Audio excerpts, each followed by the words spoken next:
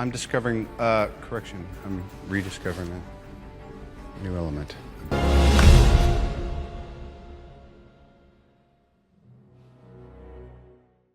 These next few diagrams are going to walk you through the audio upgrade process in your Toyota Tundra. We start the upgrade process by removing all the stock speakers. Next, we install our JBL Audio Replacement Variable Integration System, Jarvis. Jarvis is a plug-and-play audio integration system that quickly and easily connects between your stock stereo and the JBL amplifier. The installation process requires no cutting or splicing of any of your factory wires. During the installation process, Jarvis is hidden under the factory JBL amplifier, located under the driver's side seat. Jarvis communicates directly with the stock head unit in your Toyota Tundra. This interface provides the cleanest signal possible while removing the need for old-school channel summing devices. The preamp audio signal is delivered via the front, rear, and subwoofer RCA outputs to the Taco Tunes speaker and subwoofer amplifiers. Please note, the stock head unit is not removed during any part of the installation process. Installing Jarvis is a simple three-step process. Step 1. Unplug the 24-pin wiring harness from the stock JBL amplifier. Step 2. Plug the stock 24-pin into Jarvis.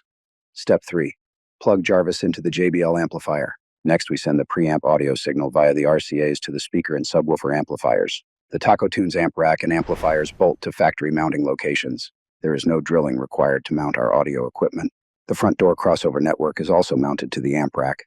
Color-coded installation diagrams make for a quick and easy installation process. Next, the Taco Tunes speaker amplifier is going to power the new component speakers via our plug and play JBL integration harness. This plug-and-play harness, designed specifically for your Tundra, connects between the stock speaker wiring and the Taco Tunes speaker amplifier, alleviating the need to run speaker wires to each speaker location.